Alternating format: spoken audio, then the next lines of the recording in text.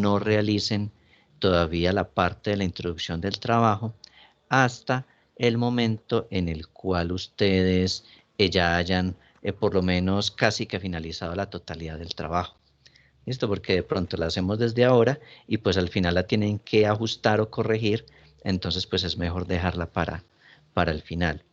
Lo que es la introducción debe llevar entre hoja y media, 2 hojas, 2 páginas. ¿Listo? Básicamente de introducción. Lo que tenían que haber realizado, pues aparte pues de la introducción que como les digo hay que dejarlas más bien para el final, es el tema del planteamiento del problema. En el planteamiento del problema, este planteamiento debe tener más o menos entre hoja y media y 2 páginas, en la cual ustedes lo que tienen que hacer es detallar de manera muy general el tema, ¿sí? Mencionan pues algunos aspectos principales, algunos aspectos secundarios del planteamiento del problema y tienen que mencionar adicionalmente eh, cuál es el enfoque que ustedes tienen para desarrollar el trabajo. Entonces, nosotros hemos identificado que existe esto, que consiste la temática en tales aspectos y que por lo tanto, o sea, finalizarán ustedes la intervención mencionando que se hace necesario realizar la investigación por estas y estas razones.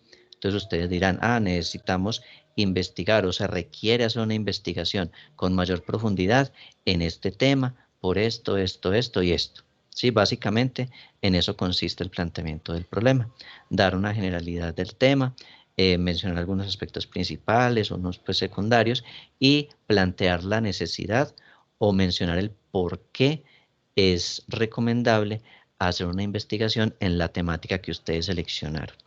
Listo, entonces eso es lo que debe llevar el planteamiento del problema. Como tienen que mencionar muy seguramente autores, entonces dentro de esos autores que ustedes mencionan, pues deberán incluir la referencia bibliográfica dentro del texto que ustedes hayan colocado allí. Entonces, muy importante que ustedes coloquen esas referencias, porque mucha, o más bien la gran mayoría de lo que usted coloca en el trabajo procede de algún autor o procede de alguna fuente.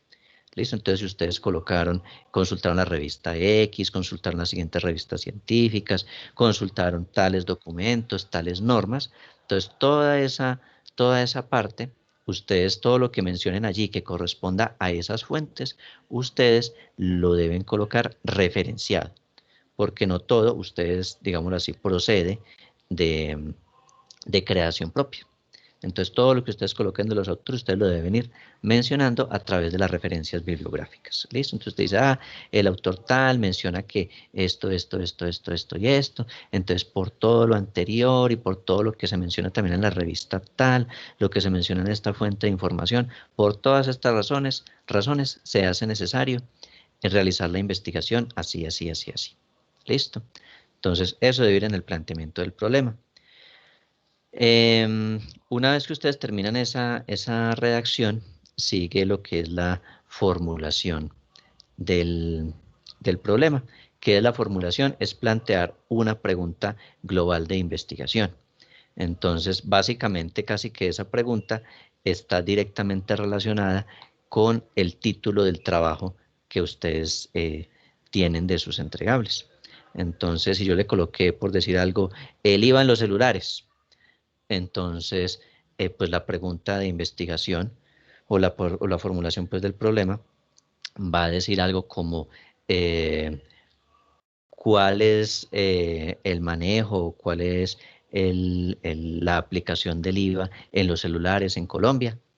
Sí, esa sería como la pregunta global y va a ir muy directamente relacionada con el título de la investigación que ustedes lleven. ¿Listo? Asimismo, con esa formulación del problema, eh, con esa misma idea, construyen ustedes el objetivo general. Entonces, si su pregunta fue, ¿cuál, cuál es o cómo se describe el IVA en los celulares, supongamos? Entonces, el objetivo general va a ser describir el IVA de los celulares en Colombia.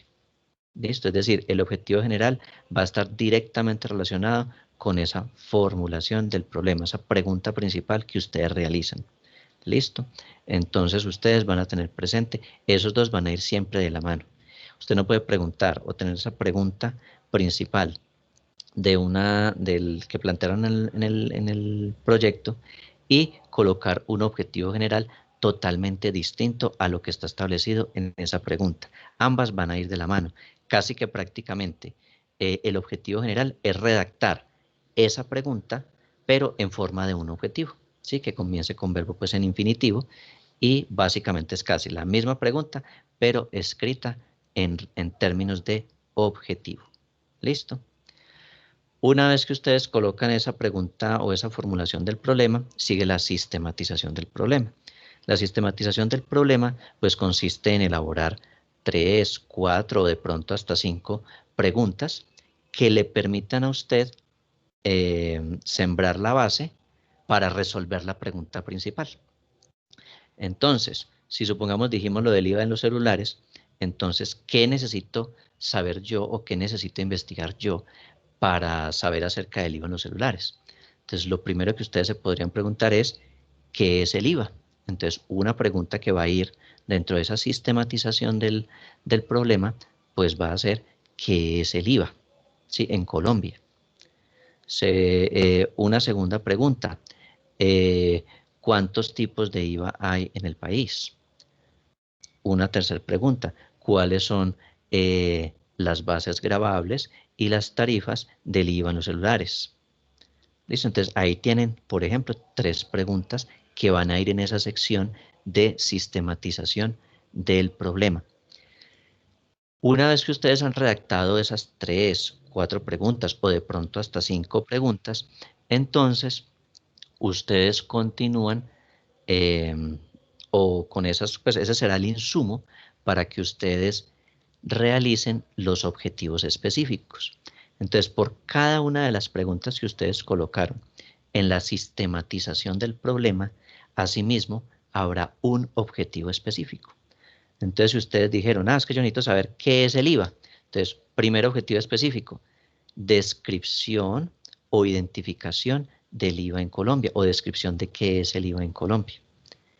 Si ustedes colocaron cuáles eran los tipos de IVA que se manejan en el país, si esa fue su pregunta, entonces el objetivo específico entonces dirá determinación o descripción de los diferentes tipos de IVA en Colombia.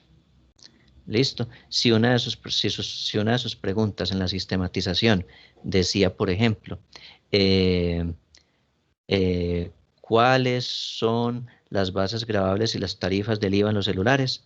Entonces ustedes van a colocar en su objetivo específico eh, analizar y describir las diferentes bases gravables y tarifas del IVA en los celulares. Listo. Entonces, si ustedes formularon 4 preguntas en la sistematización del problema, pues van a ir 4 objetivos específicos. Si ustedes colocaron 5 preguntas en la sistematización del problema, van a tener entonces 5 objetivos específicos. ¿Listo? Entonces, eso es hasta el momento lo que les he revisado. ¿Qué inconvenientes he encontrado? De pronto, ¿qué falencias? Algunos todavía no han conseguido suficiente información frente a algunos temas, entonces pues no han tenido como muchas herramientas para poder redactar, por ejemplo, el planteamiento del problema. Entonces, muy importante, traten de conseguir suficiente bibliografía, ¿sí? Suficientes artículos, consíganse las normas, vayan consiguiendo las leyes y demás que sean aplicables a los proyectos que ustedes están llevando a cabo. Listo, entonces ese ha sido pues como uno de los principales inconvenientes que he visto en los proyectos. Otro inconveniente que he notado por ejemplo, en los planteamientos de problema que han redactado. que dan muy bien la descripción y dan muy bien la generalidad del tema, pero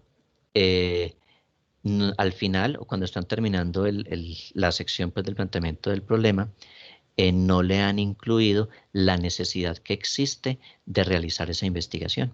Entonces ustedes dicen, ah, sí, voy a investigar sobre el IVA en los celulares. Y entonces ustedes dicen, ah, es que el IVA en Colombia ha ocurrido de esta manera. Y entonces hay diferentes tarifas o hay diferentes situaciones que se presentan en el IVA. Pero no, al final no dicen que existe una necesidad de investigar ese tema.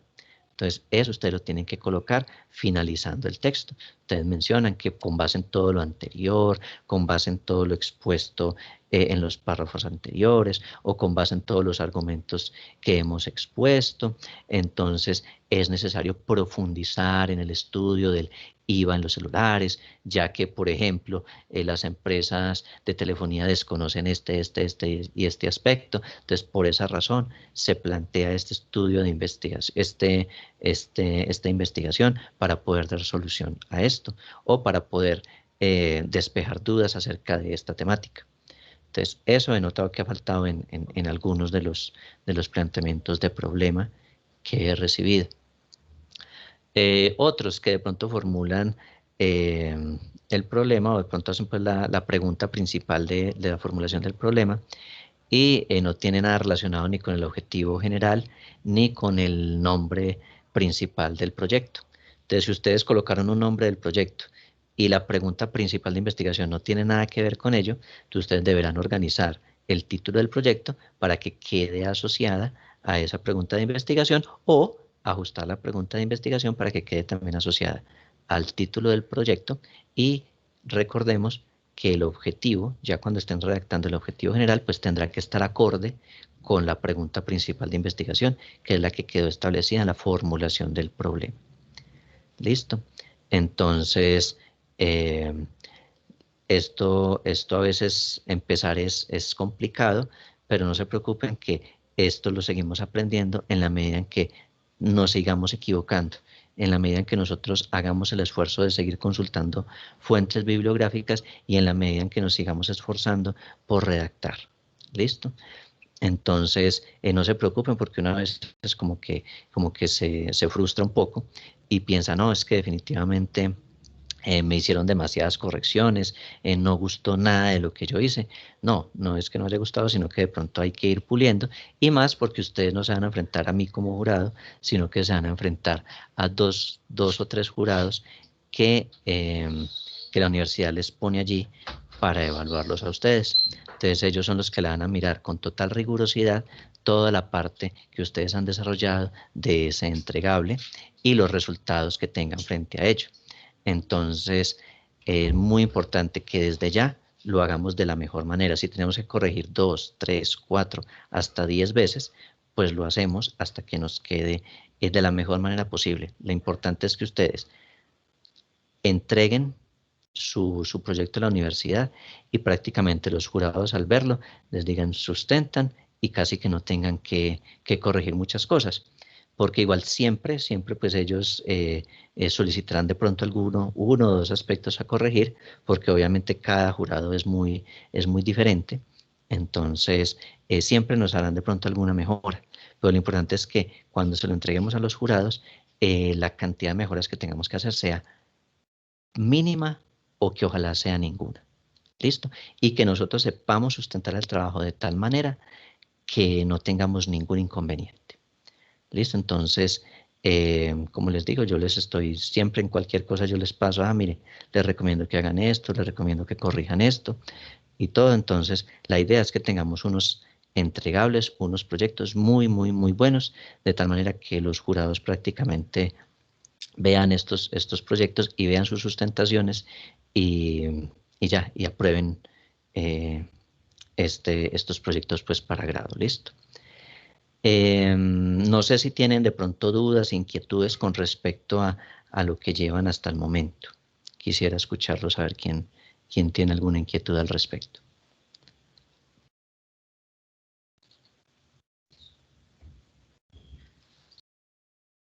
Profe, Sí, dígame. Profe, pues usted ya nos hizo con la corrección. Mi pregunta es, después de los objetivos, ¿qué puedo seguir? ¿Con qué puedo seguir? Ah, ya les voy a decir, ya les voy a decir Ah, esa parte. Sí, apenas ah, terminamos ya todo lo que es preguntas de lo que ya han desarrollado, entonces ya les explico la siguiente parte, con qué pueden continuar todos, ¿listo? bueno, profe, sí, porque pues igual la sugerencia que nos hizo mi compañera a mí, pues está bien. Creo que hoy lo terminamos y se lo enviamos, pero pues para tener eso como claro, gracias. Listo, ya les voy a explicar entonces eso. Listo, sigamos con Lili Juliet. Profe, buenas tardes. Buenas tardes. Es que, a ver, quería preguntarle pues con respecto al trabajo de nosotras. Por Sí, ejemplo, hay una parte donde se dice, en la observación dice que hay que traer pues la cita bibliográfica. Yo pensé, digamos, que la cita bibliográfica la traía uno, digamos, cuando copiaba textual, ¿sí? Pero, por ejemplo, el enunciado como tal no está copiado textual, es, digamos, como el parafraseo, ¿cierto? Que nos han dicho, que uno coge un poquito y esto, y bueno, y entonces redacta. Pero igual entonces al final de ese párrafo le pongo, digamos, hay una página en especial, digamos que fuimos la que leímos, ¿le ponemos esa ahí o qué? miren, ustedes lo pueden hacer de la siguiente manera. Cuando ustedes parafrasean, deben mencionar entonces eh, cuál fue la fuente. Entonces usted dice, según el apellido del autor, entonces, según Cárdenas en 2020 mencionó que esto, y ahí lo parafrasean tal cual como ustedes lo vayan a mencionar. Entonces, tendrían que mencionar allí el apellido de la persona con el año. ¿Listo? Si es de alguna página de internet, entonces, según la página de la DIAN, de la fecha del 15 de mayo del 2021, publicaron tal artículo en el que mencionaron que ocurrió tal cosa, ¿cierto? Porque ustedes no lo van a copiar textual, sino que lo están parafraseando. Deben mencionar la información de esa manera. ¿Listo? Y agregan al final, pues la referencia bibliográfica. Si ustedes lo copian textual, ponen al final, apenas terminan el texto, la referencia bibliográfica. O si lo van a parafrasear, entonces ustedes colocan, según lo que dijo fulano en el 2019, lo dejan así y continúan con el parafraseo del texto. Ah, ok, profe. Y la otra preguntita es que también nos tenemos como el objetivo y la formulación del problema como trocaditas, entonces que debemos de cambiar una de las dos. Pero pues ahí sí me gustaría pues como que nos orientara un poquito en ese cambio. Sí. O sea, ya es mirarles específicamente el cambio que tendrían que desarrollar. Sí, profe, entonces ahí sí sería, no sé, sí, porque me falta solo como esas dos correcciones para poderle devolver el documento. Entonces no sé si después le pego, puedo pegar la llamadita, son solo como cambiar cómo nos, no sé, cómo Hmm. cambiamos eso. Ah, bueno. No, listo. Entonces eso, entonces lo miramos al final de la clase, o más bien entonces lo miraríamos si tenemos al final 10 minuticos, ahí lo miramos para que ya puedan quedar como con ese punto listo. Perfecto, muchísimas gracias, profe. Listo. Bueno.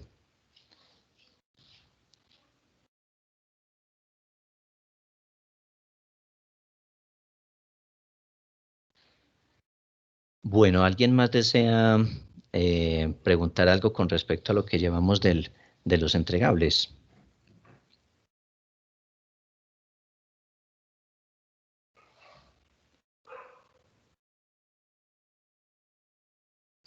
Bueno, entonces, si no hay más preguntas, entonces, ¿con qué parte van a seguir los entregables?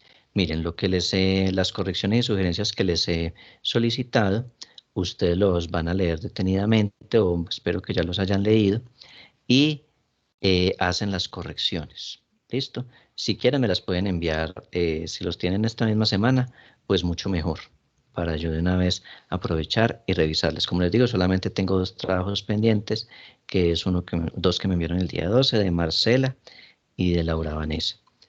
Listo, son los únicos 2 trabajos que no he tenido el tiempo todavía de revisarlos. Los demás ya los revisé. Ustedes me pueden enviar las correcciones de lo que de lo que les he solicitado. ¿Listo? ¿Con qué parte seguimos?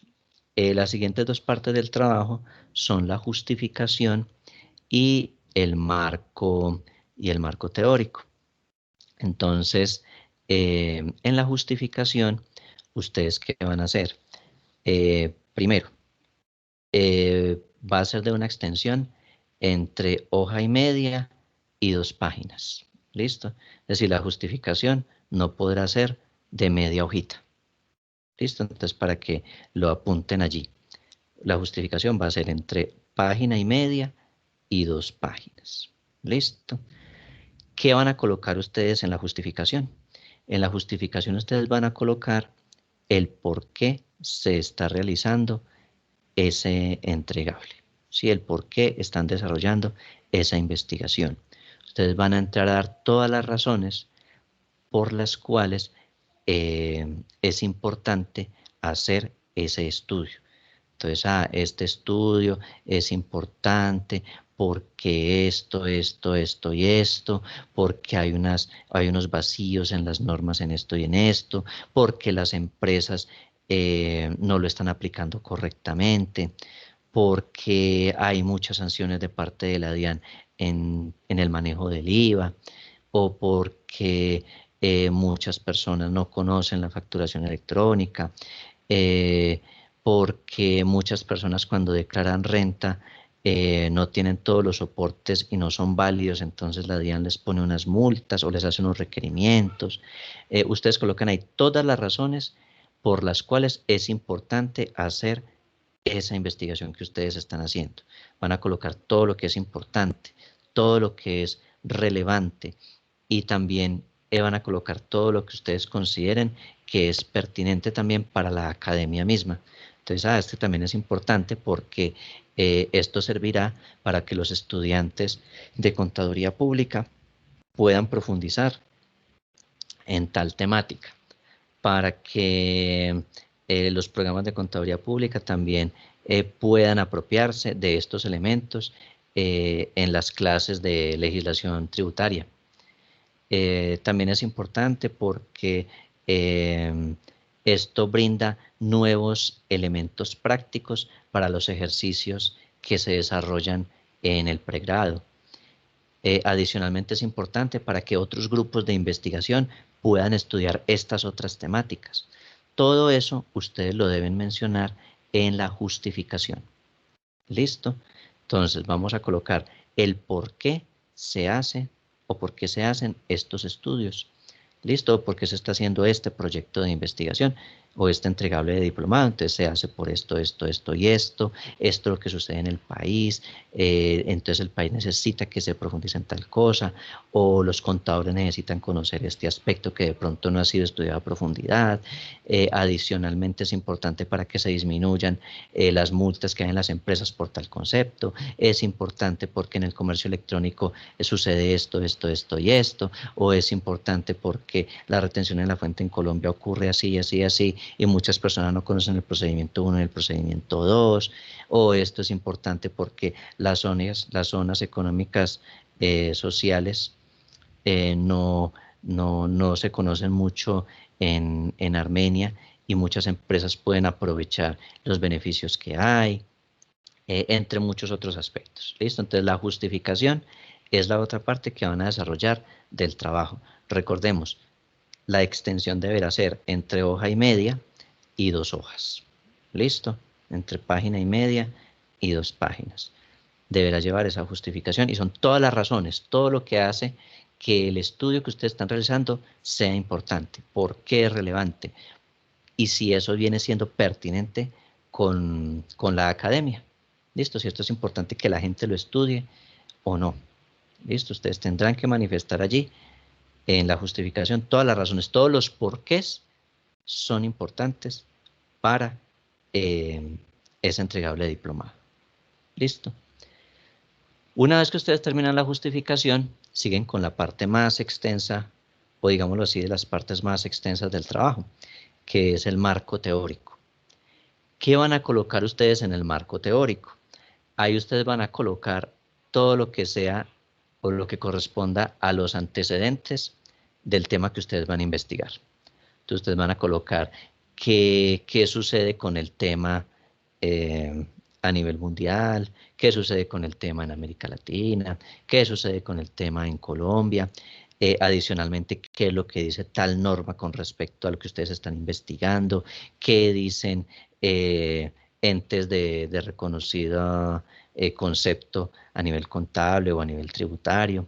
Entonces, ¿qué es el Consejo Técnico, la Contaduría? Mire, ellos dicen que esto, esto y esto. La DIAN está diciendo esto, esto y esto. La DIAN sacó dentro de la doctrina tributaria, sacó esto que mencionaba tales y tales y tales aspectos. Adicionalmente, en el Estatuto Tributario se menciona tal elemento. El IVA es tal cosa, el impuesto sobre la renta consiste en esto, en esto y en esto. Existe el impuesto de renta de personas jurídicas y naturales. Todos los elementos que le brindan a usted el sustento normativo, teórico y conceptual de lo que ustedes están investigando. Entonces, yo estoy investigando, por ejemplo, sobre el impuesto de industria y comercio. Entonces, ustedes van a decir, el impuesto de industria y comercio en Colombia tiene tales antecedentes, ha ocurrido tal cosa, ha ocurrido tal otra, esto es el impuesto. Como es un impuesto de carácter municipal, entonces la investigación la vamos a hacer en Armenia, entonces el Estatuto Tributario de Armenia menciona esto, a diferencia del Estatuto de Risaralda o a diferencia de lo que hay en Bogotá para el impuesto de industria y comercio. Recientemente salió tal cosa, tal decreto, tal norma, menciona estos y estos aspectos. La gente desconoce de esto según lo que menciona la Cámara de Comercio, según lo que mencionan otros entes. ¿Listo? Entonces, todos estos aspectos ustedes los deberán reflejar en ese marco teórico. Y todo, absolutamente todo, tendrá que ser sustentado bajo referencias bibliográficas. O sea, básicamente el marco teórico ustedes no se lo inventan. Casi que ahí no hay nada en lo que ustedes tengan mucha creación propia. Ustedes van a tener creación propia a partir del punto número 7, que es donde ustedes ya desarrollan los objetivos. Pero en este marco teórico, ahí no podrán ustedes tener prácticamente nada que sea de su creación. Ustedes ahí, todo es basado en libros, en revistas, en artículos científicos, normas, leyes, definiciones del diccionario de la Real Academia de la Lengua, todo. Todo ustedes tendrán que reflejarlo allí y plasmarlo mediante referencias bibliográficas. ¿Listo? Que esto lo es del periódico El Tiempo, que esto es del Espectador, que esto es de la revista Dinero, que esto es del New York Times. Todo ese tipo de referencias ustedes lo van a incluir acá. Que esto es el artículo de la revista de la Universidad Externada de Colombia que dice esto, esto y esto, que esto es de la Javeriana, que esto es de la Universidad Nacional, de la Universidad de Antioquia. Todo lo que ustedes tengan de revistas científicas y demás, que esto fue bajado de la base de datos de Scopus, que menciona lo siguiente. Entonces, todo eso ustedes lo referencian allí. Todos los elementos que ustedes necesitan para desarrollar el trabajo lo plasman en el marco teórico. Todo lo que dicen las normas, lo que dicen los estatutos, lo que dicen entes de reconocimiento que son pues que tienen reconocida importancia en el país frente a las temáticas que ustedes están investigando, lo que dice la Cámara de Comercio, lo que dicen los ministerios, todo eso ustedes lo plasman allí. Lo que digan los artículos científicos que sean publicados referentes o relacionados con lo que usted está estudiando. ¿Sí? Todo eso usted lo plasma allí. ¿Listo? Y todo tendrá que tener sus referencias. Recuerden, la colocan al final, como dice las normas APA, o lo pueden parafrasear, así como nos decía la compañera. Entonces, según Cárdenas 2021, mencionó que el IVA en Colombia no debería manejarse la tarifa del tanto por esto, esto, esto y esto. Sí, eso es parafrasear, pero ustedes deben mencionar quién es y el año. ¿Listo? Y obviamente tendrá que aparecer al final del trabajo en donde dice referencias bibliográficas. Siempre, todo el marco teórico tendrá que tener referencias bibliográficas. Ahí va a ser donde ustedes más referencias bibliográficas van a poner. Y todas las referencias bibliográficas que ustedes utilicen, tanto en el marco teórico como en todo el trabajo, ustedes deberán relacionarlas en la parte final del trabajo, que se llama así, referencias bibliográficas o referencias. ¿Listo? Todo lo que ustedes mencionen tendrá que aparecer en el trabajo. Si ustedes, alguna de las referencias que ponen al final del trabajo no está contenido dentro del trabajo, entonces tendrán que quitarla de ahí. ¿Listo? Pero deberán tener todas esas referencias allí mencionadas y tendrá que tener algún texto o alguna parte que esté contenido dentro del marco teórico o dentro de los puntos que ustedes vayan a desarrollar. Cantidad de hojas que debe tener el marco teórico. Deberá tener entre 18 y 22 páginas. ¿Listo? Si ustedes quieren hacer más, pues le podrán poner más, hasta por ahí hasta 25. Pero como mínimo, pongámosle el mínimo solamente, mínimo 18 páginas. ¿Listo? Por eso, el marco teórico es tal vez la parte de este entregable que más quita tiempo. Sí, porque es organizar todo el texto, que quede bien redactado, que tenga coherencia.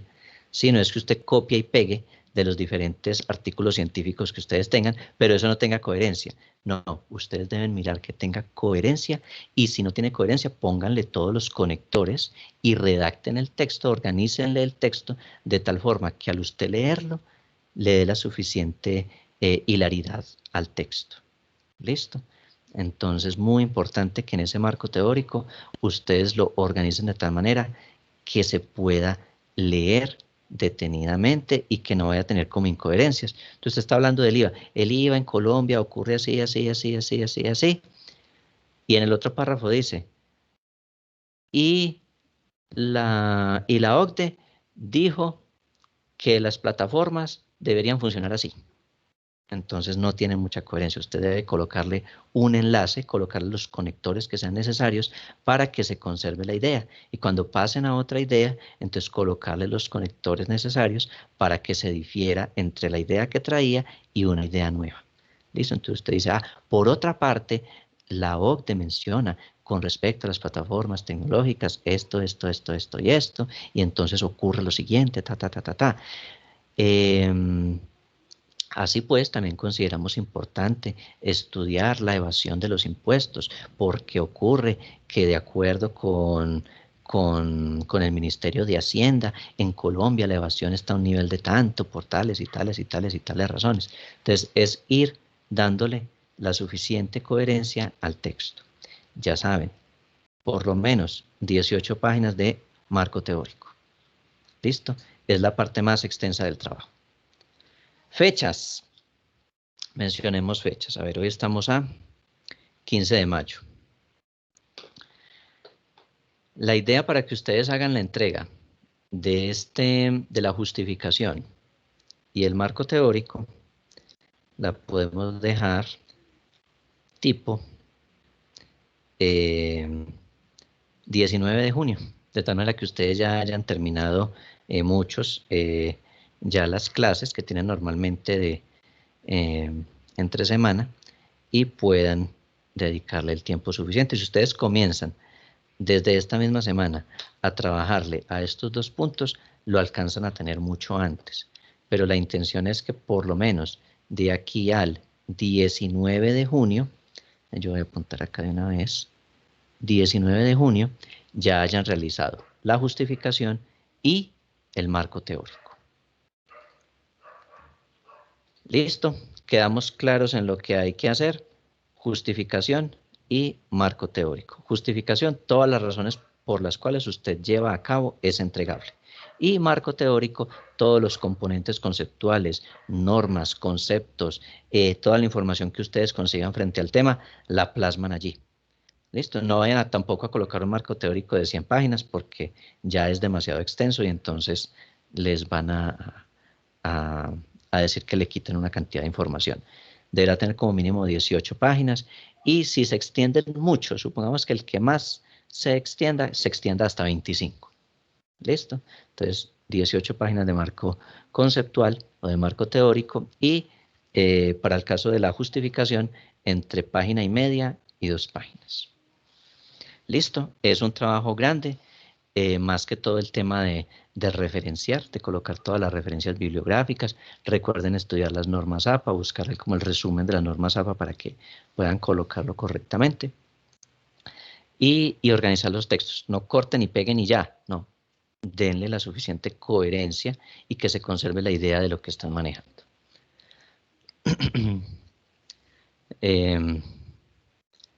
Listo, quedamos entonces claros con lo que hay que hacer, ¿sí o no?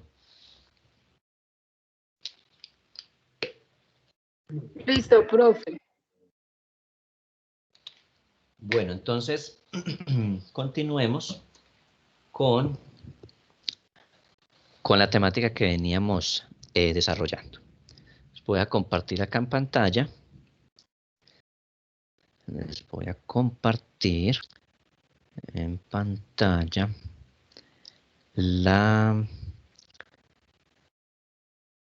los archivos que estuvimos mencionando. Aquí les tengo las partes del trabajo, pero este ya lo podemos cerrar.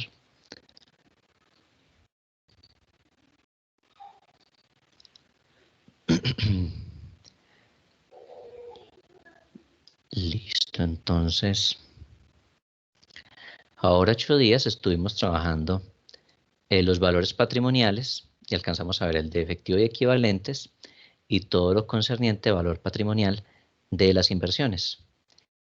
Y llegamos hasta aquí. Y dijimos que el total de inversiones e instrumentos derivados nos había dado 132.939.500 pesos. Y esto lo proyectamos en el formulario 110, que es el que estábamos haciendo. ¿Listo? Entonces quedamos hasta ahí y colocamos el valor de 132.939.500 pesos. Bueno, seguía nuestro renglón, que es el de cuentas, documentos y arrendamientos financieros por cobrar. Entonces, frente al ejercicio que nosotros tenemos, entonces, ¿qué dice acá? Dice, el saldo de clientes asciende a la suma de 120 millones al 31 de diciembre. Y que adicionalmente se tienen los siguientes saldos de cuentas por cobrar, las cuales son cuentas por cobrar a socios, 3 millones de pesos. Anticipos a proveedores, 22 millones de pesos.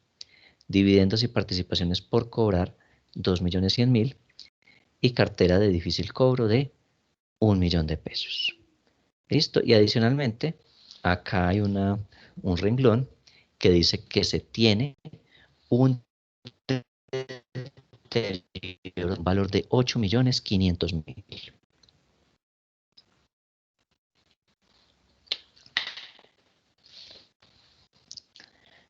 Listo, entonces renglones. Insertar. Insertar. Listo. Entonces, necesitamos agregar en este renglón, vamos a poner acá el formulario 110, en el renglón 38. Profe, perdón, qué pena. Sí. Profe, yo no estoy viendo nada. No está viendo nada, no les estoy compartiendo La pantalla. oscura. No, profe, yo sí veo. Ya. Sí. Ya. Ya alcanza a ver. Gracias, Listo. profe. Bueno. Listo. Entonces, les estaba mencionando que en el renglón 38 se llama todo lo que es cartera, cuentas, documentos, todo lo que es cartera, todo lo que nosotros tengamos por cobrar, que hace parte de nuestros activos.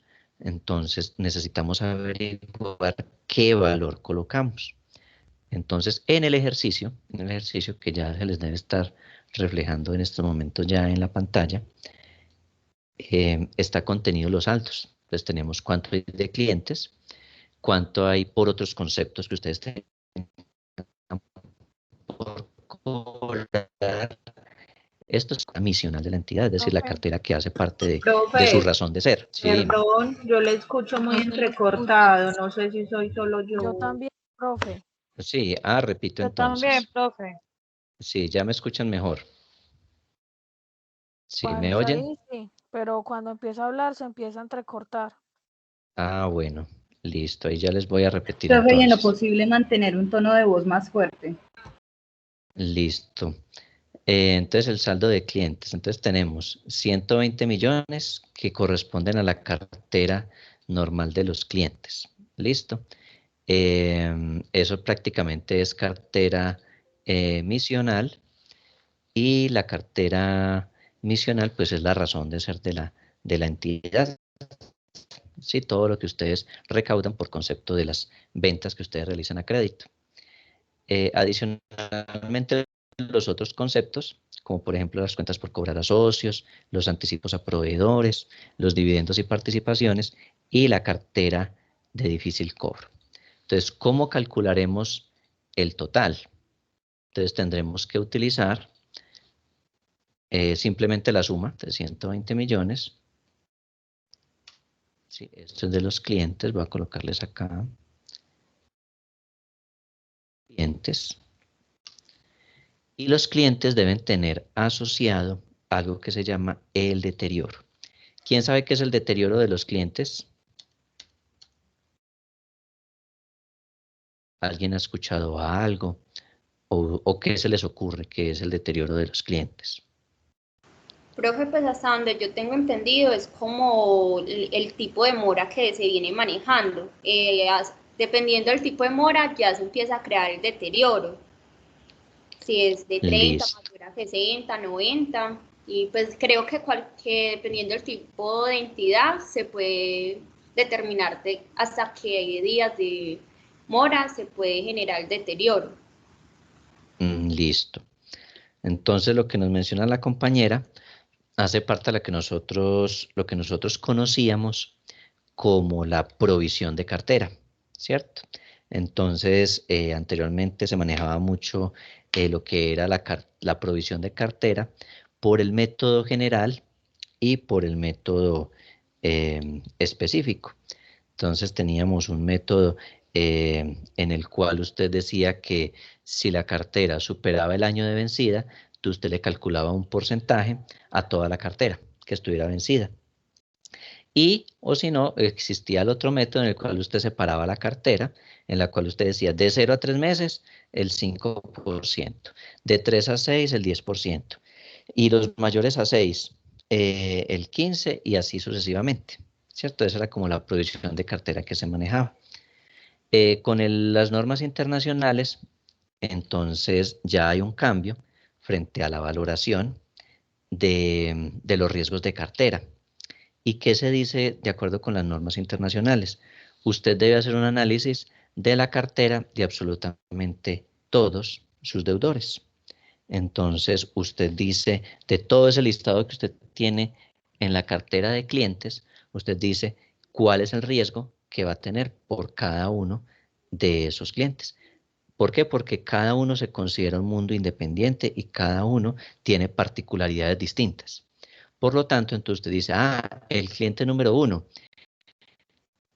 tengo un riesgo de incobrabilidad del 1%.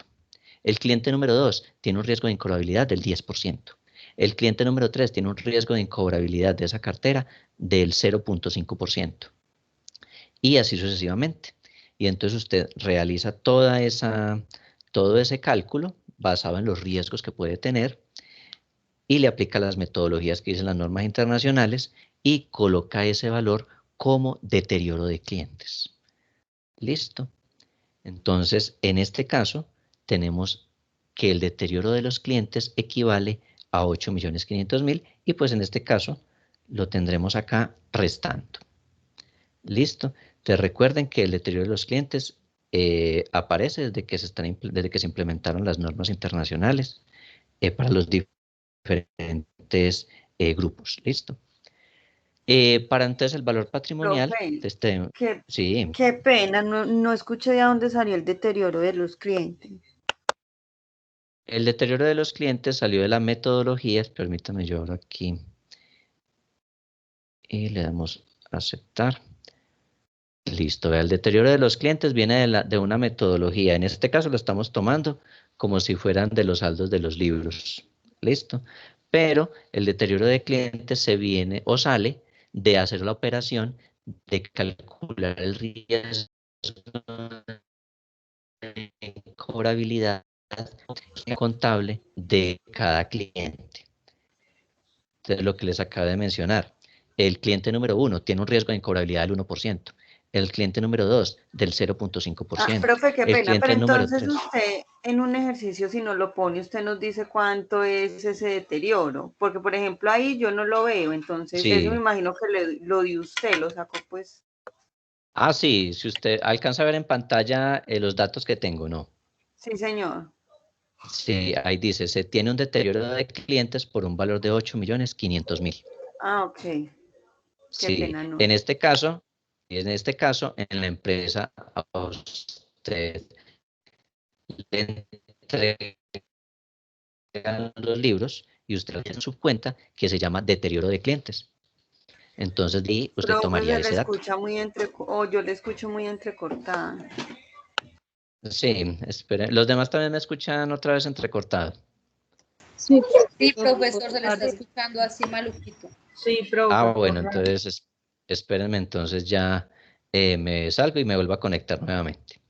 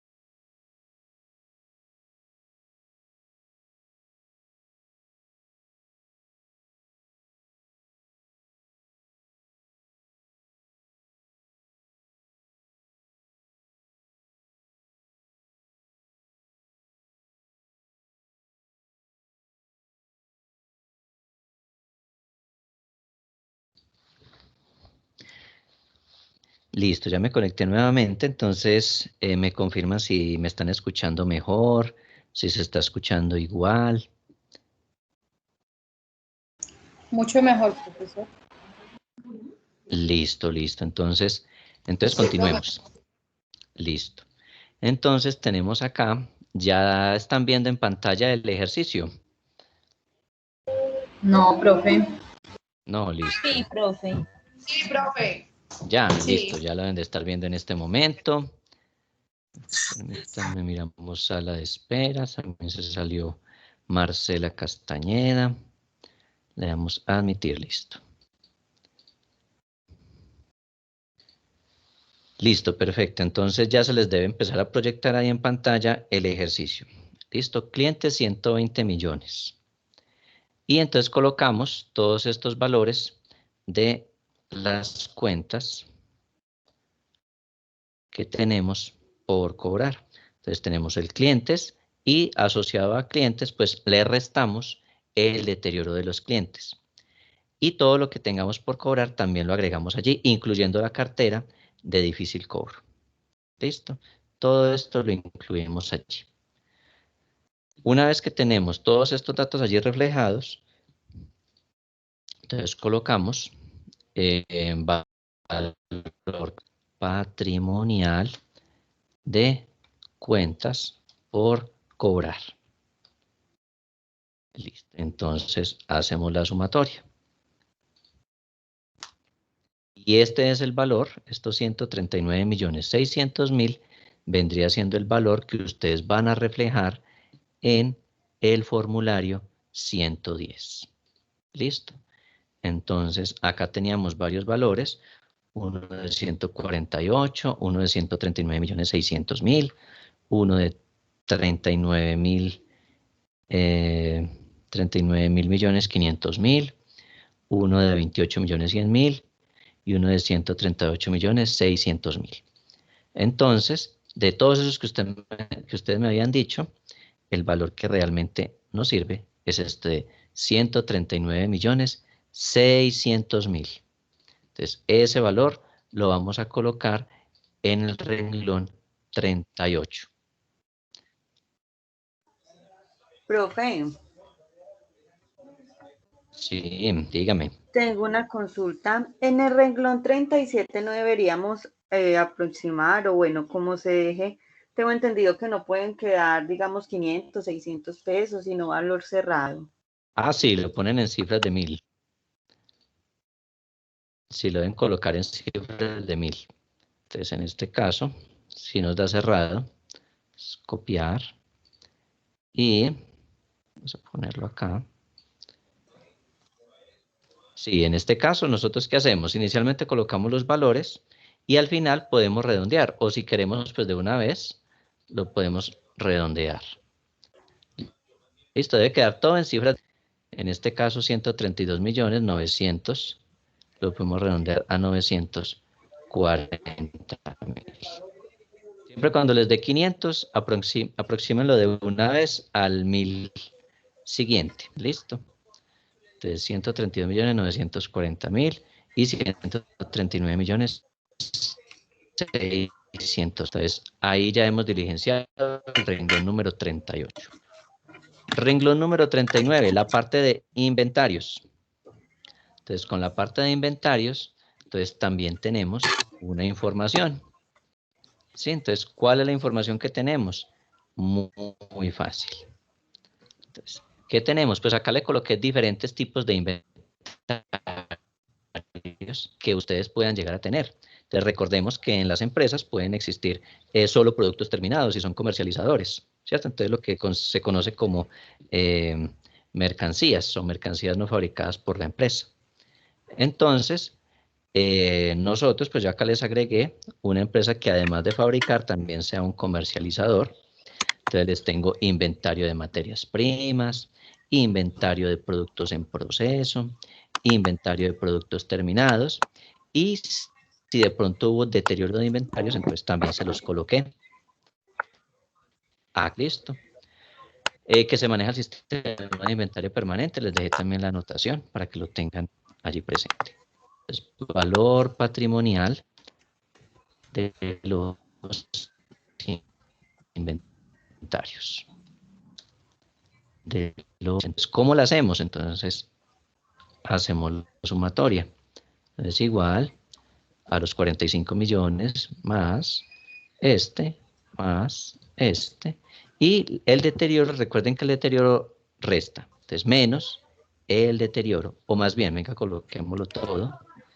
A este pongámosle menos 500.000 para que nos quede más fácil. Listo.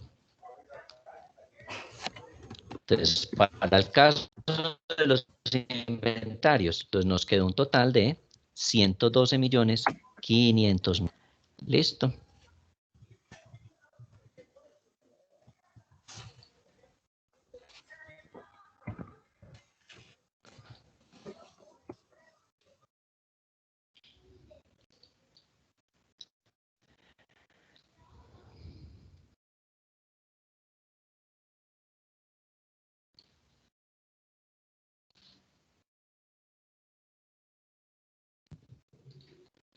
Entonces, 112.500.000. Miren que ese dato había coincidido con lo que ustedes habían mencionado acá. Listo, entonces 112.500.000. Entonces, ese fue el valor de los inventarios. Preguntas hasta el momento con renglón 38 y renglón 39 sobre las cuentas por cobrar y los inventarios.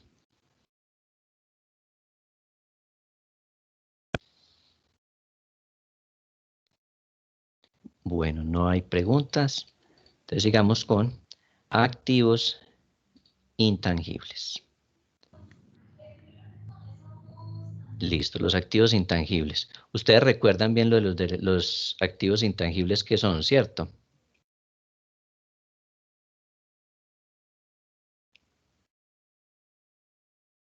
¿O hay alguien que de pronto no sepa? Bueno, en nuestro caso, entonces tenemos en el ejercicio los siguientes activos intangibles. ¿Listo? ¿Cuáles son estos activos intangibles? Marcas. Tenemos marcas por 6 millones. Tenemos marcas adquiridas por 6 millones. Diseños industriales adquiridos por 7.500.000. tenemos patentes adquiridas por 23 millones y tenemos un deterioro de intangibles de 1.500.000. Listo, pongámosle de una vez a este, el deterioro, pongámosle un menos.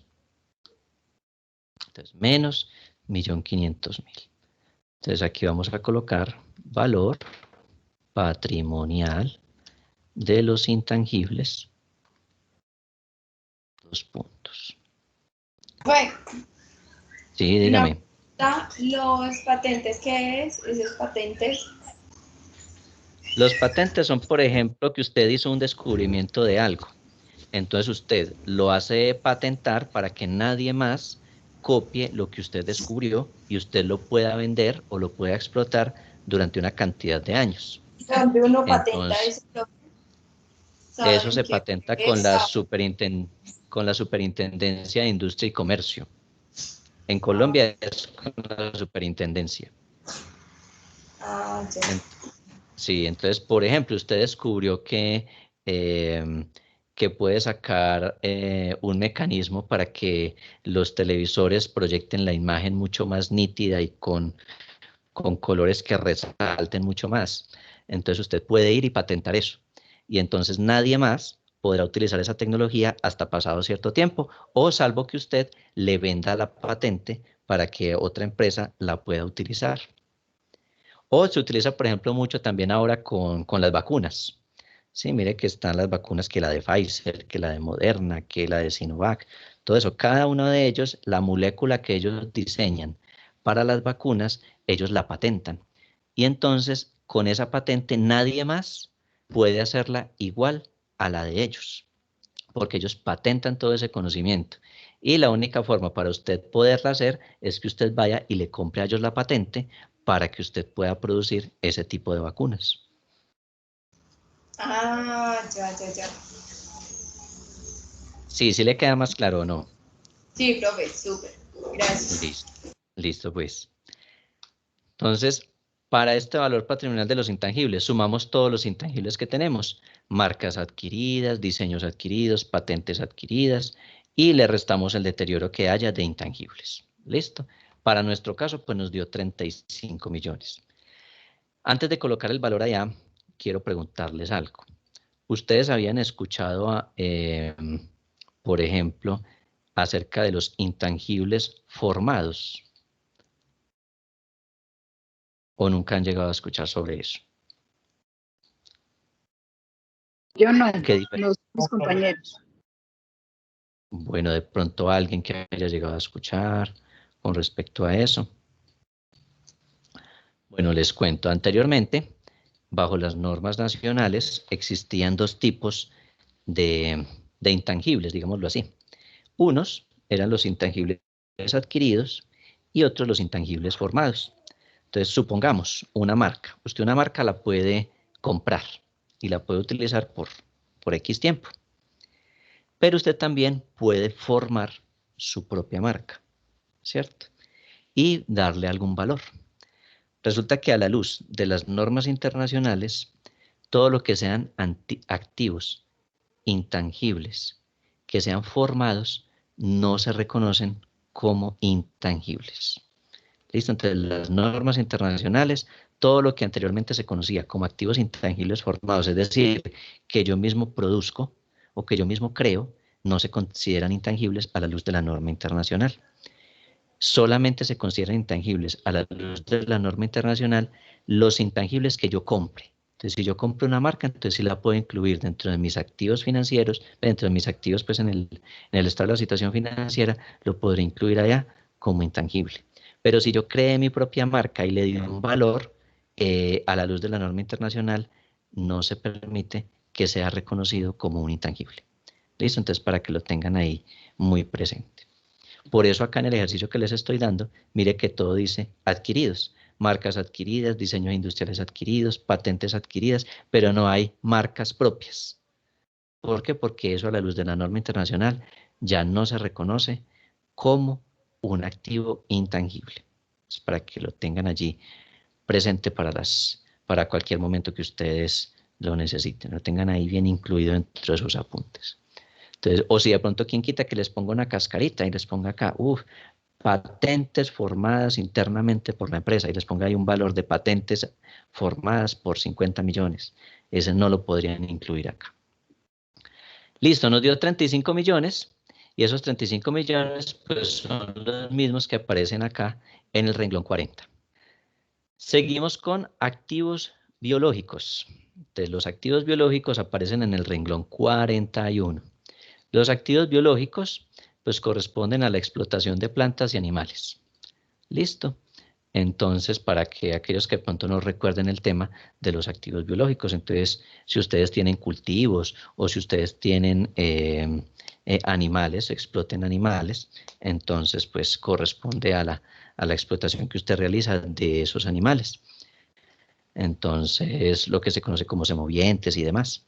Entonces, acá tenemos los siguientes activos biológicos dentro del listado. Tenemos cultivos frutales, cultivos de hortalizas y cultivos de palma. Y acá están los valores. Tenemos deterioro de los cultivos y tenemos la depreciación de los cultivos. Listo.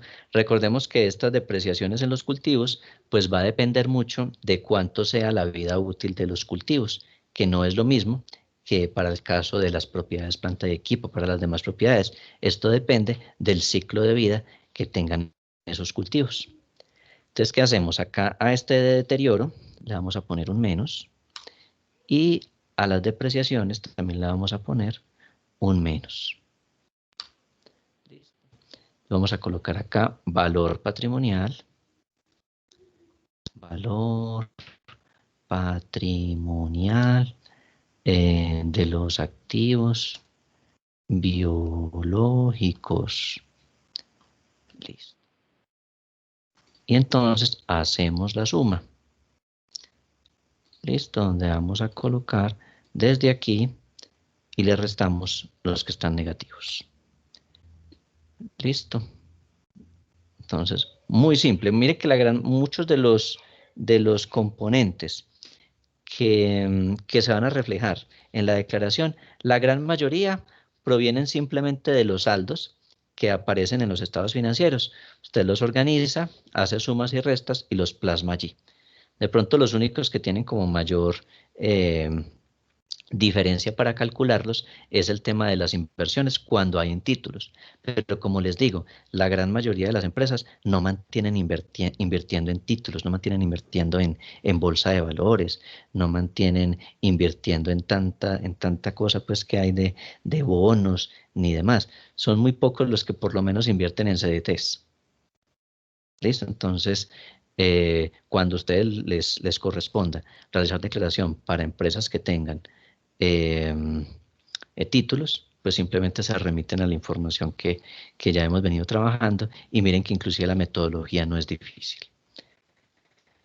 Listo, entonces para este caso, entonces nos dio valor patrimonial de los activos biológicos, 220.150.000. Entonces, este valor es el que vamos a llevar al renglón de los activos biológicos. Formulario 110, activos biológicos.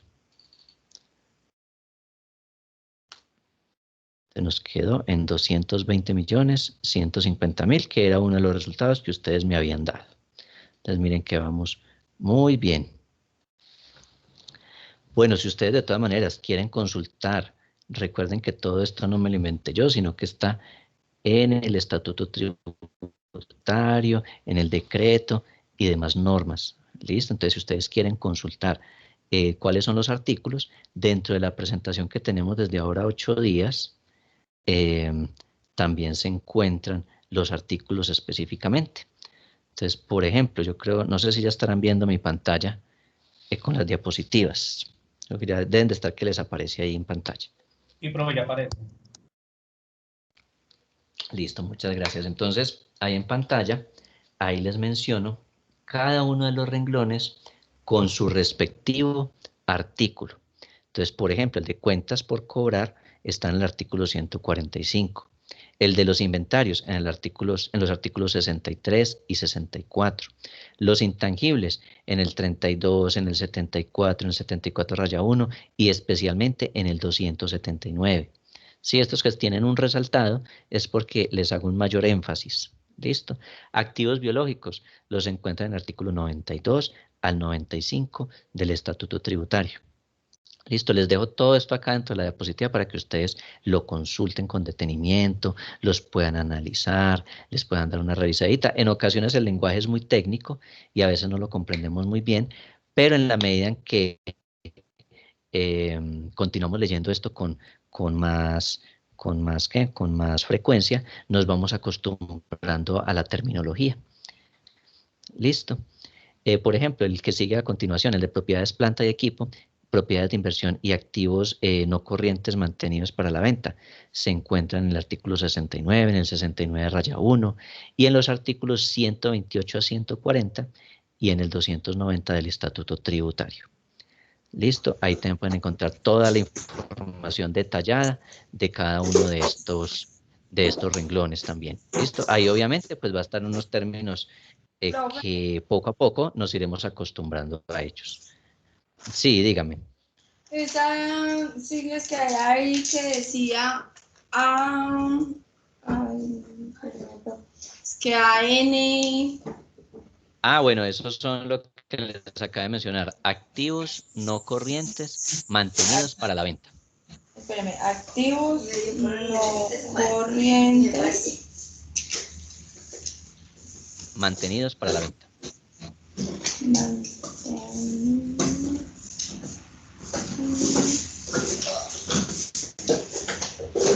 Que está en la diapositiva, ¿cierto, profe?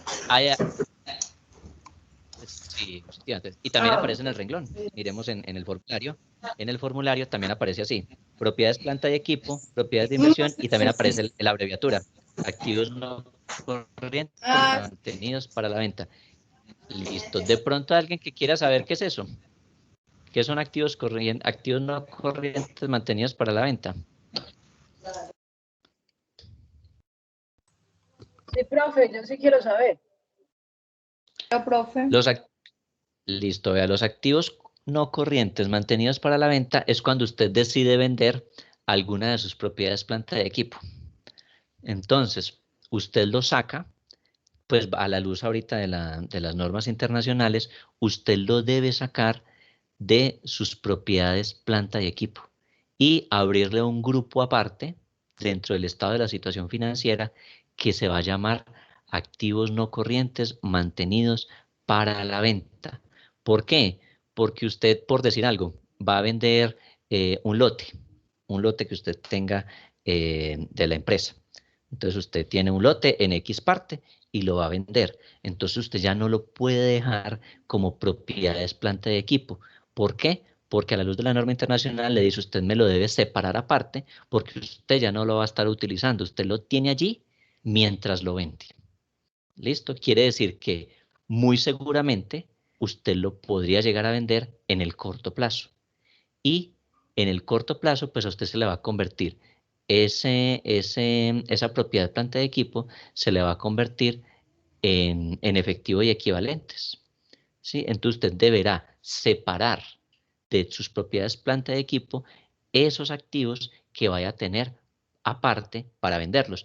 Puede que usted los quisiera vender en 6 meses, pero no alcanzó porque la gente no se lo compró. No hay problema. Usted deberá dejarlos aparte en ese grupo hasta el día en que lo venda.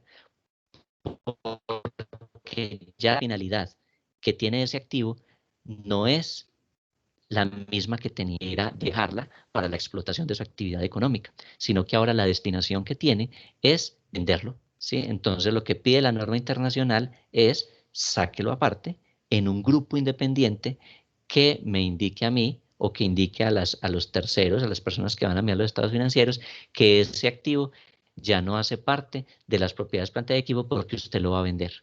Bien sea que lo venda rápido, que se lo compren rápido o no se lo compren todavía, pero ya la destinación va a ser muy distinta. Entonces, estos son clientes mantenidos para la venta. ¿Listo? ¿Sí les queda claro el concepto? Sí, profe. Sí, profe.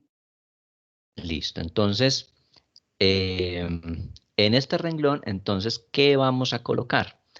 Todo lo que sean las propiedades planta de equipo y propiedades de inversión, y también esos activos que, a pesar de que usted no los tendrá clasificados en su estado de la situación financiera como propiedad planta de equipo, van a estar en el otro grupo que se va a llamar activos no corrientes mantenidos para la venta. Entonces, todo este conjunto de cuentas nos va a servir para calcular el valor patrimonial de ese renglón. Listo. Entonces vamos a incluir acá unas filitas adicionales y vamos a calcular acá el valor patrimonial. Entonces, valor patrimonial de las propiedades planta y equipo, y pongámosle puntos suspensivos que va a abarcar todo ese nombre largo, tal cual como aparece en el formulario. Listo. Entonces, ¿qué vamos a sumar? Terrenos, todas las edificaciones.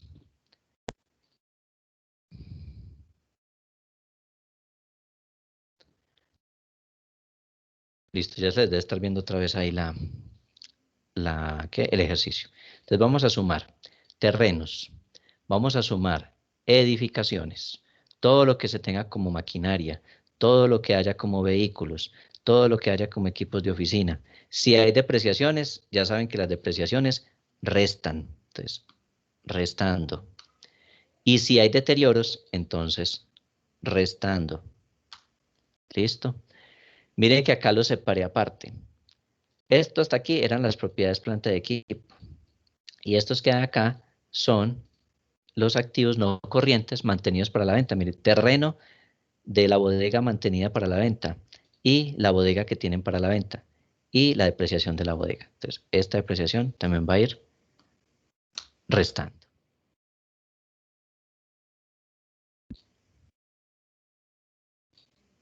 Vamos a hacer la operación de sumas y restas. Y entonces nos da 582.900.000. Listo, miren que también, muy sencillo. ¿De dónde sacamos esta información? Entonces, eso aparece en la contabilidad. Ustedes van y revisan su contabilidad, van y revisan los libros mayores y libros auxiliares, y ahí encuentran toda esta información. Ustedes generan dentro del software contable esta información. Ustedes la generan de allí. El libro mayor y balances y los libros auxiliares. ¿Listo? Eso les va a servir a ustedes para que tengan toda esta depuración. Ah, y si eso ya aparece allá, ¿por qué no cojo y hago la sumatoria allá y listo? Porque recuerden que lo ideal es que usted deje en un anexo o en un soporte independiente el cómo calculó el valor patrimonial. Porque usted, por decir algo, en 2 años que hayan reformas tributarias, la DIAN le llega a hacer un requerimiento donde le dice, ay, es que en la declaración que usted presentó correspondiente al año 2020, encontré unas diferencias. Y entonces, para usted saber qué valor colocó en cada renglón, pues prácticamente a usted le toca volver a hacer todo el ejercicio de descargar los libros, de mirar sus libros auxiliares y mirar cómo fue que lo calculó. Entonces, usted deja un anexo. Siempre, ustedes deben acostumbrarse a dejar un anexo de la declaración. Entonces, este es como el borrador, donde yo digo, mire, estos 582.900.000, yo los calculé, pero no los calculé porque sí. Yo hice sumas y restas, y estos fueron los conceptos que tuve en cuenta. ¿Listo? Y este mismo valor que dice aquí, 582.900.000, es el mismo valor que voy a poner aquí, donde dice renglón 42. Listo, 582.900.000. Miremos de los que me habían dictado. 582, uy, vea, a este le faltaron los 900.000. Aquí sí hay alguien que había acertado, 582.900.000, 524.900, 562 millones, listo. Entonces, miren que varios también habían acertado con el valor de 582.900.000. ¿Dónde está el soporte de esto? Ah, miren, aquí tengo el anexo, y adicional a este anexo, pues ustedes deberán colocarle detrás los libros mayores y los libros auxiliares que les sirvieron como referente para colocar este valor, y los estados financieros para que también los tengan allí. Listo. Otros activos. Entonces, aquí tenemos una casilla que se llama otros activos, o en el grupo que ustedes tengan en su estado de la situación financiera, pues van a tener un concepto que se llaman otros activos, que es lo que va a incluir todo eso que no es propiedad, planta de equipo ni nada, sino, por ejemplo, que usted tiene una pintura de Picasso allá en la oficina del gerente. Entonces, esa pintura pues vale como 50, 200 millones de pesos, entonces usted la tiene allí, entonces hace parte de sus otros activos. Si usted los fuera a vender, ¿puede obtener beneficios económicos en el futuro? Sí, o sea que cumple con la norma internacional que dice que un activo le tiene que servir a usted para obtener beneficios económicos futuros. A propósito, les hago una pregunta, ya que me acordé de este concepto de qué son activos a la luz de la norma internacional. Si yo tengo una silla que vale 100.000, una silla que vale 100.000, vamos a ponerlo por acá. Esto no es de otros activos, es de propiedades, planta de equipo. Una silla que vale 100.000. Una silla. Y tengo una silla que también aparece en el inventario por 100.000. Pero esta silla tiene una pata dañada. Una pata dañada. Listo. Pregunto, si me pidieran a mí que diera el total del valor de las sillas de propiedades, planta de equipo, ¿qué valor doy? ¿Doy el valor de 200.000, que es lo que me vale la suma de estas dos? ¿O debo dar el valor solamente de 100.000, que es la silla que está buena? Profe, ¿no se daría el valor, o sea, el valor de la silla y a la silla que tiene la pataña, hacerle como un cálculo por esa pata que tiene ahí dañada, no sé? Bueno, ahí hay una opción. Entonces me dicen, reflejo los 100.000 y a la otra le dejo como una especie como de anotación, ¿cierto? Entonces, anotación. Sí. Voy a colocarle así. Listo, dejemos por ahora esa idea ahí. Que como se va a vender una sola silla, porque la otra está dañada, pues solo 100.000. Entonces ella dice, como esta es la que yo puedo vender, entonces solo Sí. reflejo la de los 100.000. Entonces esta, porque es la que puedo vender. Listo. ¿Quién más tiene otra opción?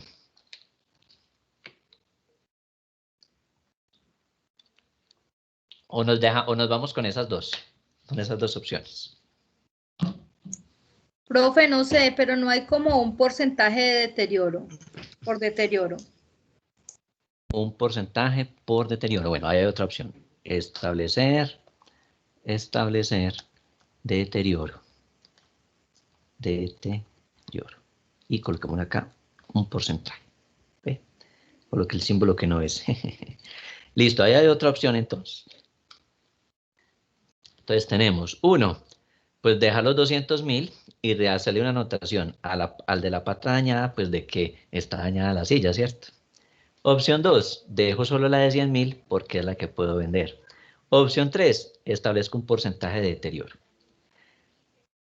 Aquí voy a hacer una salvedad. Recordemos que deterioro, a la luz de la norma internacional, ¿qué es? Es que usted compara el valor de sus activos frente al valor del mercado de esos mismos activos. ¿Listo? No es deterioro de que se daña. No, el deterioro a la luz de la norma internacional, y cuando sigamos viendo en las cuentas a nivel contable que se menciona deterioro, es cuando yo hago la comparación de algo frente al valor de ese algo en el mercado. ¿Listo? Entonces, si yo quisiera establecer el deterioro de una silla, ¿qué debo hacer? Pues mirar por cuánto aparece en la contabilidad y compararlo frente al mercado, es decir, cuánto me darían en el mercado por una silla de esas características. Eso es el deterioro. Entonces, voy y comparo y dice, ay, mi silla vale 100.000, pero afuera, si yo la fuera a vender, no me darían sino 80. Entonces, tendría un deterioro ¿de cuánto? De 20.000. Sí, quiere decir que frente al mercado ha perdido valor en 20.000 pesos. Listo. Eso es el deterioro a la luz de las normas internacionales. ¿Listo? Entonces, una vez calificado esto, vuelvo al concepto que estábamos viendo ahorita y que les mencioné rápidamente de los activos. Entonces, el activo a la luz de la norma internacional aclara lo siguiente, y es que el activo debe generar beneficios económicos futuros. Entonces, si esta silla se puede, entonces, si yo la vendo, es probable que me den algún dinero por ella. ¿Listo? Entonces, si me dan algún dinero por ella, o me pueden dar algún dinero por ella, les puedo calcular el deterioro y reexpresar este valor de 100.000 menos el deterioro. ¿Listo? Entonces, en la contabilidad, si supongamos, al establecer el deterioro, quedó en que tenía un deterioro de 20.000 pesos, entonces, ¿qué vamos a hacer? Cogemos los 100.000 igual a 100.000 menos los 80, 1, 2, 3. Es que menos los 80, menos 20.000. ¿Sí? Me distraje. Listo, entonces me quedó la silla en 80.000. ¿Cuánto voy a reflejar en la contabilidad en total de sillas? Pues un total de 180.000. Listo. Opción 2. Puede ocurrir que esta silla, por tener la pata dañada, esto ya no se pueda arreglar. Es decir, si yo voy a vender esa silla no sirve para nada. Si esta silla no sirve, la debo sacar de mi contabilidad. ¿Listo? Entonces no podrá verse reflejado un activo que no sirva o un activo que no genere beneficios económicos futuros, no lo puedo dejar en la contabilidad. ¿Por qué? Porque la norma internacional me dice que si eso no le genera a usted beneficios económicos futuros, entonces no cumple con el criterio para ser catalogado como activo. ¿Listo? Entonces, esto fue como un paréntesis ahí que les dejo por si se les llega a presentar este caso. Si hay un activo, en este caso una simple silla, que está dañada, pero que eso no tiene arreglo, que definitivamente usted no le dan sino por ahí 5.000 pesos por chatarra y no más. Quiere decir que eso realmente no cumple el criterio para ser activo, porque ni le sirve en la empresa, ni le sirve para venderlo, porque lo máximo que le podrían dar sería de pronto para chatarrizar. ¿Sí? Entonces, si eso es así, usted debe sacarlo o debe darle de baja de la contabilidad. ¿Listo? Entonces tenemos dos opciones. Uno, si tiene, digámoslo así, algún uso y se puede arreglar y se puede vender, entonces le calculo un porcentaje de deterioro, como hicimos aquí. Entonces, no, ya no me dan 100.000, me dan 80.000, porque el que lo compre, pues le puede arreglar la pata y listo. Entonces, le calculo el deterioro y el activo, es decir, esta silla, ya no vale 100.000, vale 80.000. Y reflejaría en la contabilidad un total de 180.000 pesos. Opción número 2, si la silla ya no queda sirviendo, si es inservible y si nadie le va a dar nada por ella, sino solamente un valor mínimo por chatarrización, entonces usted debe quitarla de los activos. ¿Listo? Ay, que es que el gerente o que el dueño no quiere que porque eso refleja en la contabilidad que ya tiene menos activos y que eso entonces le afecta cuando presenta estados financieros para los créditos y demás. Sí, puede que le afecte, pero pues la norma internacional es muy clara. Si eso no produce beneficios económicos en futuro, a futuro, entonces usted debe quitarlo de la contabilidad porque no cumple con el criterio para ser catalogado como activo. ¿Listo? Entonces, para que les quede claro este concepto de los activos, que lo vemos pues cuando vemos qué es un activo a la luz de las normas internacionales, para que lo recordemos y para que lo tengamos allí dentro de nuestros apuntes, por si en algún momento se nos llega a presentar una situación similar. Listo, retomemos. Otros activos, entonces tenemos obras de arte en la empresa por un valor de 700.000 pesos. Entonces, listo, estos 700.000 los llevamos allá al renglón número, ¿qué renglón fue? El renglón 43.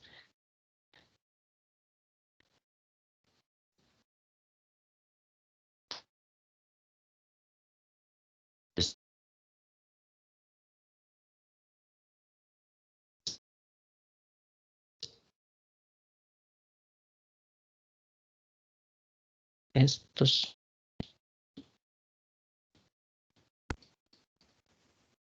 dos valores. Mire que también hay que borrar. Listo, ¿qué renglón sigue? Aparece el renglón 44. Es prácticamente hacer una suma y aquí mismo lo dice el formulario. Suma desde el renglón 36 hasta... ¿Qué fue? Pues de esto que lo calculamos acá. Ese es el valor patrimonial de los activos. La gran mayoría son iguales a los que aparecen en la actividad. ¿Cuál fue el único que fue distinto? Es este de inversiones. Tuvimos que hacer el cálculo. Estoy escuchando mal.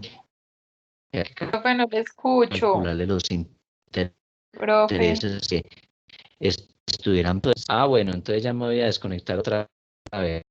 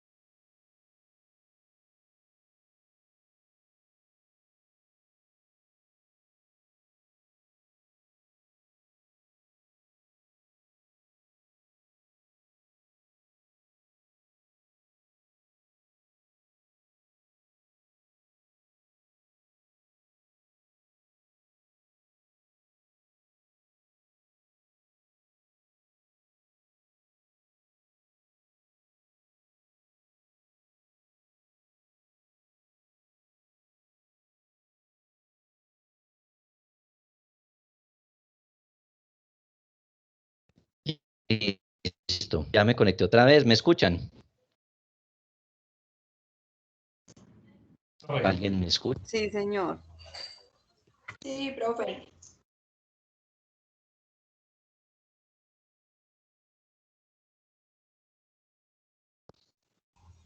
Profe.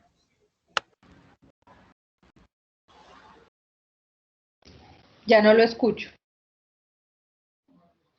Profe está hablando, no lo escuchamos. Sí, ¿me escuchan mejor? Otro sí, como, todavía se escucha así como entrecortado. Sí, lo escuchamos. Yo lo escucho.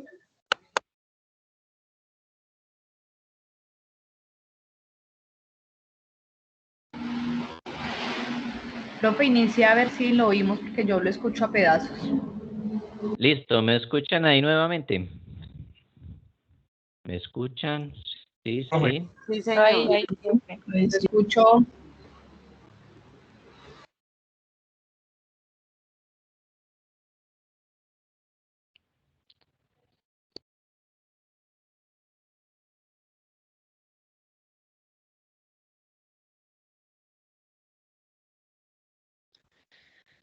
Listo. Yo pienso que ahí ya me deben escuchar otra vez. No sé si ya se les estaba reflejando ahí la pantalla.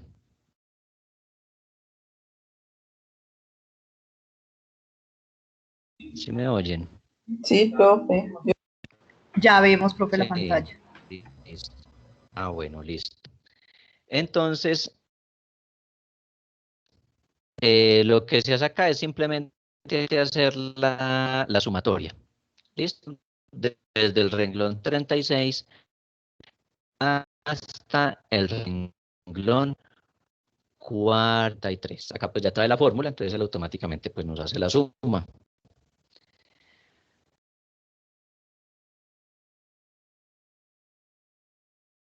Pasivos. Frente al tema, entonces se hace lo siguiente. Entonces, frente al tema de los pasivos, entonces es hacer ¿Listo? ¿Cómo lo hacemos? Pues entonces colocamos acá una casilla que de los pasivos. Y hacemos la suma. Miren que tenemos todos estos pasivos, todos.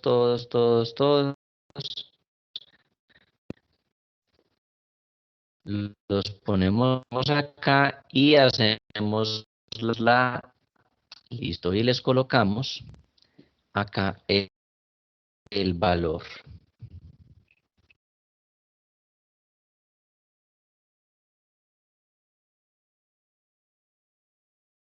Tenemos un total. Él se llama patrimonio líquido. Listo. Bueno, antes de seguir con el patrimonio líquido, quisiera preguntar si ustedes saben, o si de pronto, más bien, si ustedes recuerdan, ¿qué es esto?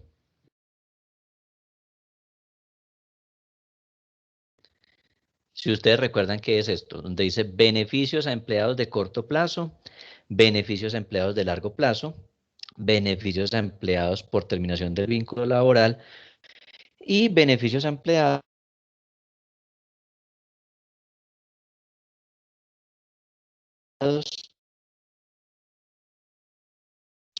No lo han escuchado. Profe, le escucho muy mal.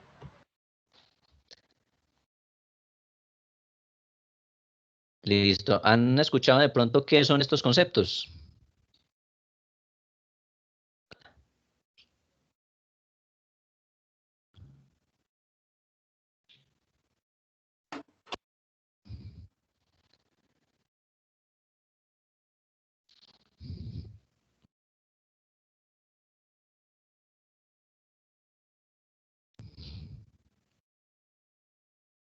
Listo, de pronto han escuchado en qué consisten los beneficios a empleados de corto plazo, los beneficios a empleados de largo plazo, Yo no, profe. los beneficios a empleados... No han llegado a escuchar eso.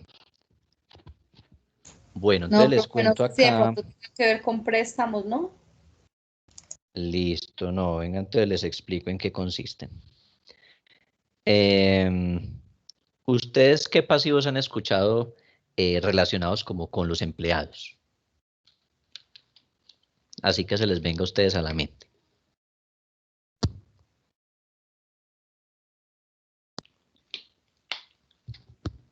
¿Qué pasivos han llegado a escuchar así como de los que haya que pagarle a los empleados?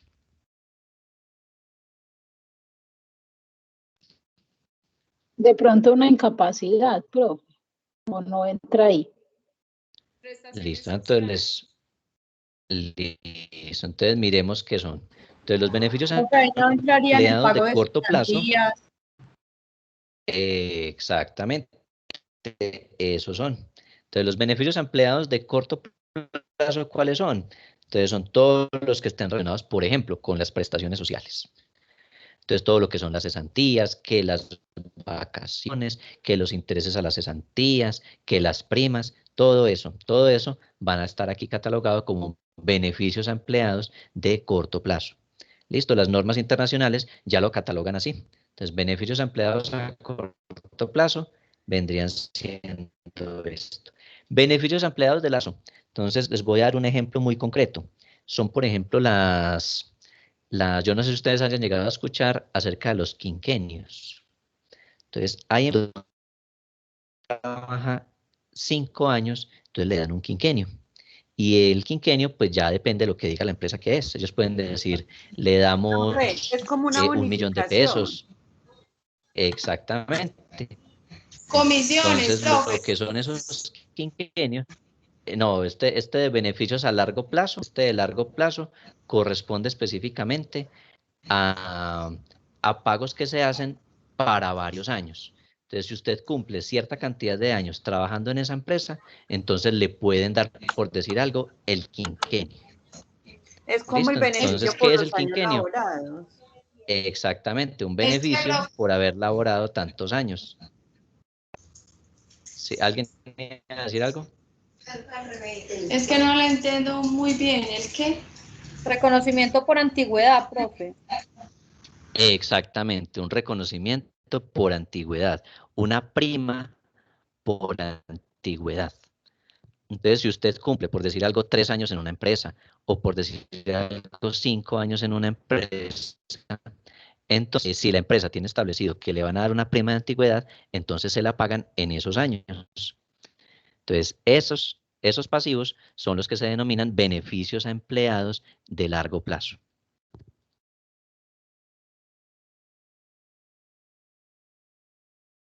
Listo, beneficios a empleados por terminación del vínculo laboral o contractual. ¿Estos a qué corresponden? Estos corresponden a los beneficios que se dan cuando una persona, sí. Profe, entonces las comisiones. No, las comisiones serían de corto plazo. Serían beneficios a empleados de corto plazo. Pero si se las pagan mensual, pero por ejemplo en proyectos, por ejemplo de vivienda, pues lo digo porque trabajé, entonces ellos me lo daban a lo último, cuando ya se hacía la legalización, ahí sí se pone así. Esos beneficios también serían de corto plazo. No, esos serían de corto plazo también. Profe. ¿Cómo no? Faisal, no le escuché. Así lo paguen después, o sea, por ejemplo, yo vendía la vivienda, pero inmediatamente en ese mes no recibía la comisión, no recibo, sino que cuando ya se haga, o sea, cuando ya haga toda la legalización y pues siempre se demoran las legalizaciones, muchas veces se demoran 6 meses, 7 meses.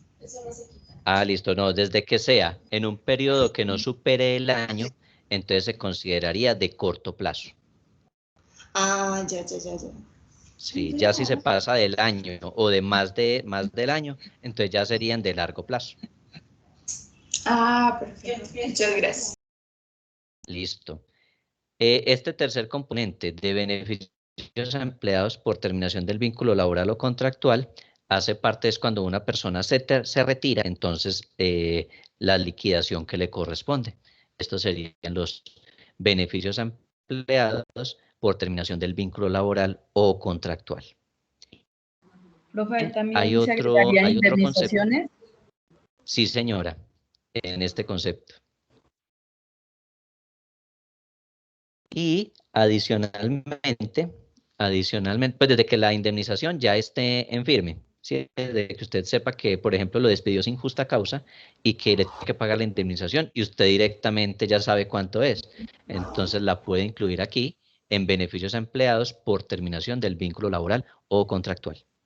Profe, y por ejemplo, cuando, digamos, un empleado lleva cierto tiempo en la empresa y decide renunciar y, digamos, la empresa, pues el jefe, como reconociéndole la labor o algo así, le decide darle, pues, X cantidad de plata, pues diferente a lo que es la liquidación.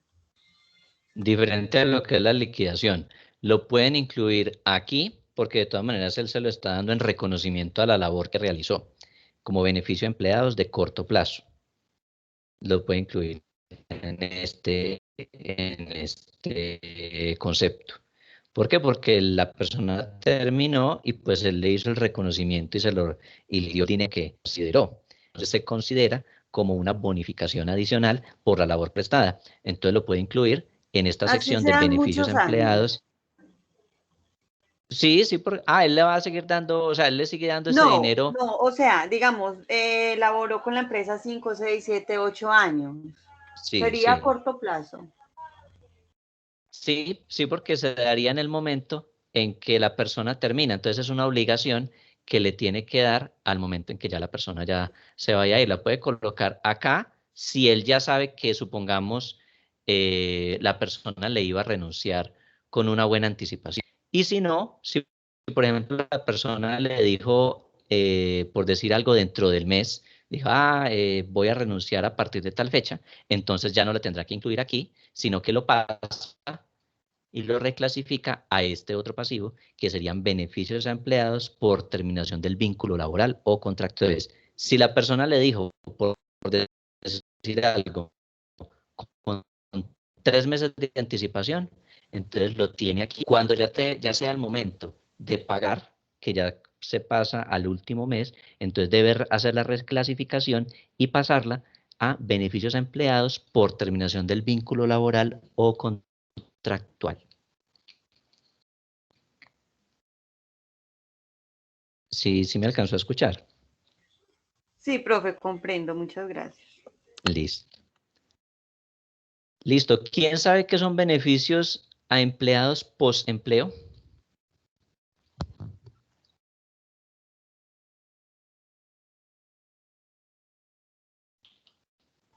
Profe, ese posempleo, y no sé, de pronto no puede caber ahí lo que hace la caja de compensación, que por uno haber ¿Qué hace? estado afiliado, cuando digamos termina un vínculo laboral con una empresa, la caja de compensación creo que es por 6 meses, que le da un beneficio, que es como una ayuda, un sostenimiento, digamos, en el mercado, o le paga la seguridad social por otros 6 meses.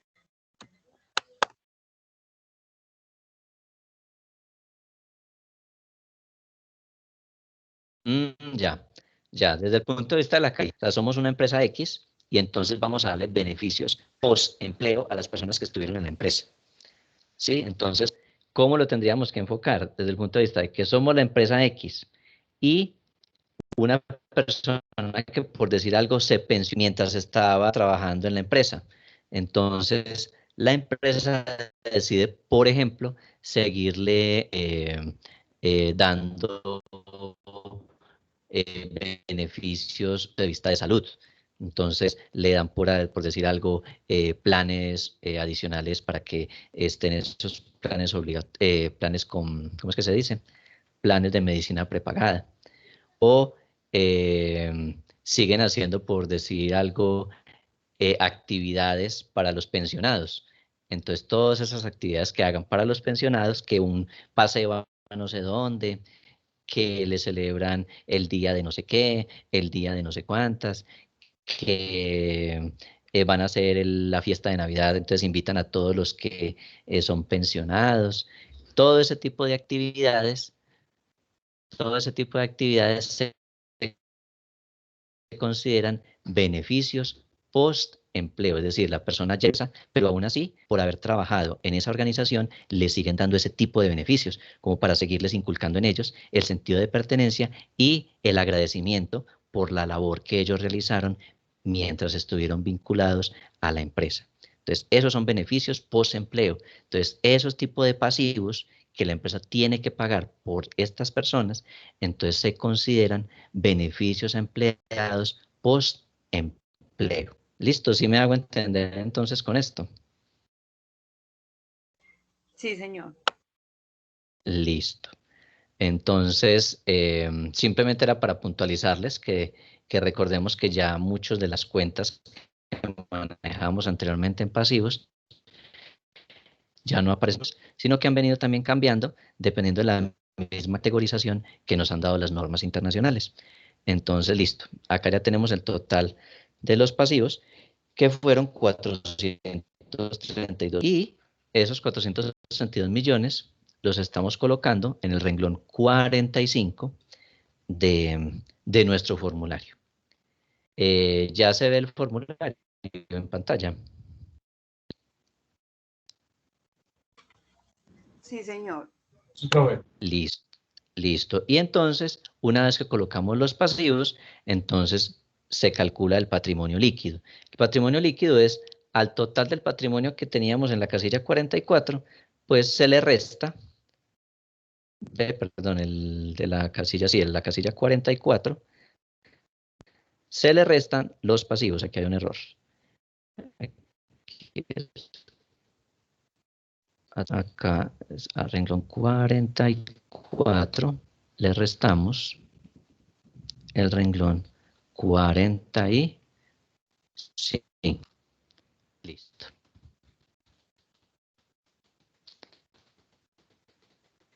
Y entonces nos va a dar el patrimonio líquido. Hemos diligenciado nuestra primera parte, nuestra primera sección, del fundamento. A descanso, son en este momento las 4:05. Nos vemos nuevamente a las 4:30. ¿Listo? Entonces los espero todos, se conectan puntualmente a las 4:30. ¿Listo? Nos vemos entonces en 25 minutos para que descansemos y podamos continuar hasta las 6. Listo.